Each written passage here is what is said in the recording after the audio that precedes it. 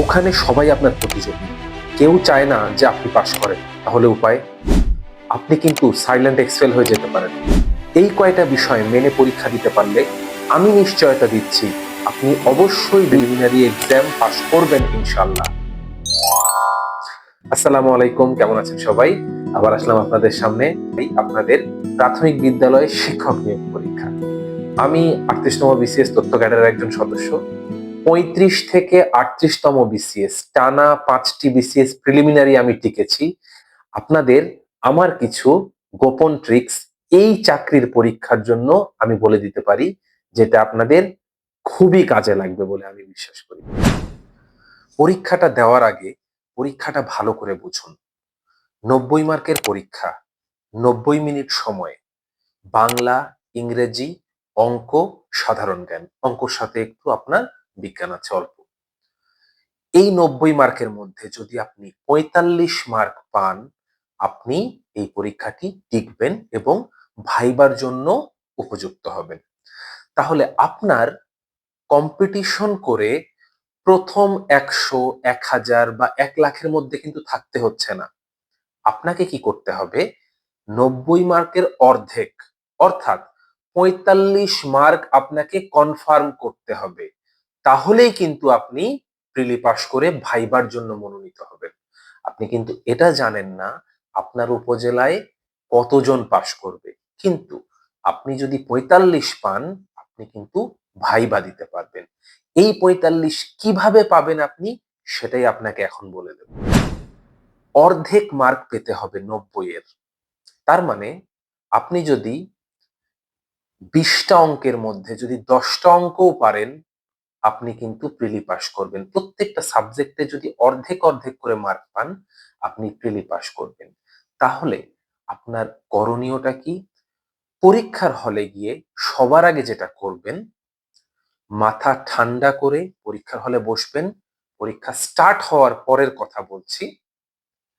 আপনি যেই সাবজেক্টটা ভালো পারেন এই ৪টা বিষয়ের মধ্যে, সেটা আগে উত্তর করবেন। যদি আপনি বাংলায় ভালো হয়ে থাকেন, আপনি বাংলা আগে উত্তর করুন।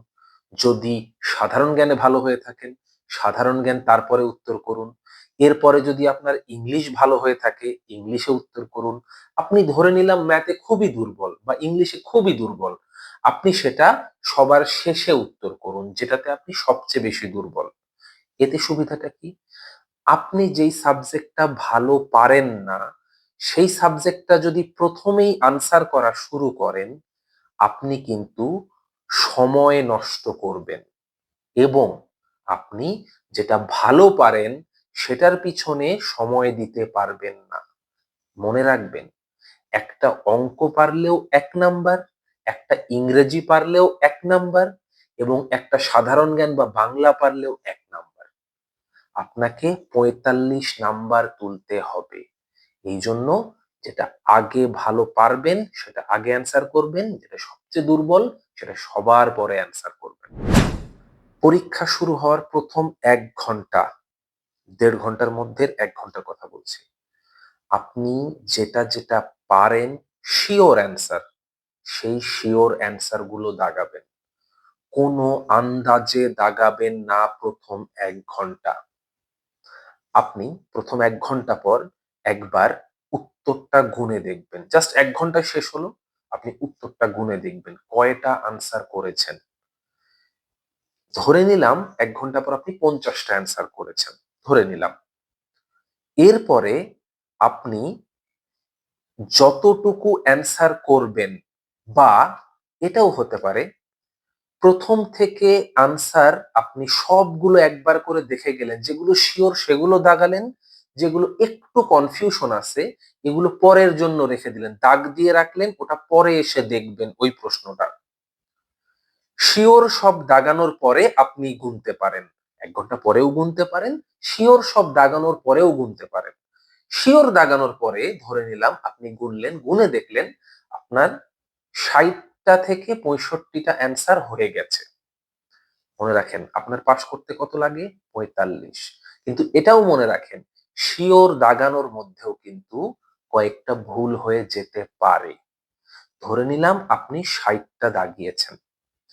এরপরে আপনি যেগুলো কনফিউশন রেখে এসেছেন সেগুলো থেকে বেছে বেছে একটু বুদ্ধি বিবেক খাটিয়ে আর সর্বোচ্চ সর্বোচ্চ 10টা পর্যন্ত অ্যান্সার করতে পারেন। আপনি যদি 10টা পর্যন্ত অ্যান্সার করেন তাহলে দেখবেন, আর যদি এমনিতেই আপনি 70-80টা পারেন তাহলে তো আলহামদুলিল্লাহ। কিন্তু আমি দুর্বল স্টুডেন্টদের জন্য আজকের ভিডিওটা বানাচ্ছি, যারা একটু কনফিউশনে আছেন যে আমি পাশ করব কিনা, তাকে 45 পাওয়ার সঠিক উপায়টা আমি বলে দিচ্ছি। 70টা দাগানোর পরে আপনি প্রশ্ন এবং খাতাটা বন্ধ করে খাতা ফেরত দিয়ে চলে আসবেন। পরীক্ষার হলে ঢোকার পরে আপনি কারো সাথে কথা বলবেন না, কারো সাথে সম্পর্ক বানানোর চেষ্টা করবেন না, এবং পরীক্ষা শুরুর পরে কখনোই কারো খাতা দেখার চেষ্টা করবেন না। আপনি সাইলেন্ট এক্সপেল হয়ে যাবেন, নিজে কখনো টের পাবেন না। পরীক্ষা ভালো দেবেন কিন্তু দেখবেন আপনার রেজাল্ট আসেনি। এর চেয়ে দুঃখের বিষয় আর কিছু হতে পারে না। 9টার সময় পরীক্ষার হলে উপস্থিত হওয়ার কথা বলা হয়েছে স্পষ্টভাবে। আপনি অবশ্যই সকাল 9টার মধ্যে পরীক্ষার সেন্টারের গেটের সামনে উপস্থিত থাকবেন। আগে আগে যাবেন, পরীক্ষার হলে যখনই গেট খুলে দিবে ভিতরে গিয়ে বসবেন, প্রয়োজন হলে ওয়াশরুম থেকে ঘুরে আসবেন, মাথা ঠান্ডা করে ফ্রেশ হয়ে টেবিলে চুপচাপ, দরকার হলে চোখ বন্ধ করে 15 মিনিট রেস্ট নেবেন। কারো সাথে গল্প করার কোনো দরকার নাই। মনে রাখবেন ওখানে সবাই আপনার প্রতিযোগী, কেউ চায় না যে আপনি তাকে টপকিয়ে পাশ করেন। সেজন্য মাথা ঠান্ডা রেখে নিজের উপর ভরসা রাখুন, আত্মবিশ্বাস রাখুন। কেউ যেহেতু চায় না, কারো উপরে ভরসা করবেন না, কারো উত্তরের উপরে ভরসা করবেন না। আপনি নিজে যেটা পারবেন আপনি সেটা অ্যান্সার করবেন। এই বিষয়গুলো যদি আপনি মেনে চলতে পারেন, আমি নিশ্চয়তা দিচ্ছি ইনশাল্লাহ একমাত্র আল্লাহ ছাড়া আপনার 45 পাওয়া কেউ ঠেকাতে পারবে না।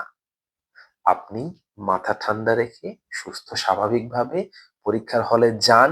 যেই বিষয়গুলো বললাম এই বিষয়গুলো শান্তভাবে আনসার করুন এবং ইনশাল্লাহ আপনি পরীক্ষায় পাশ করবেন।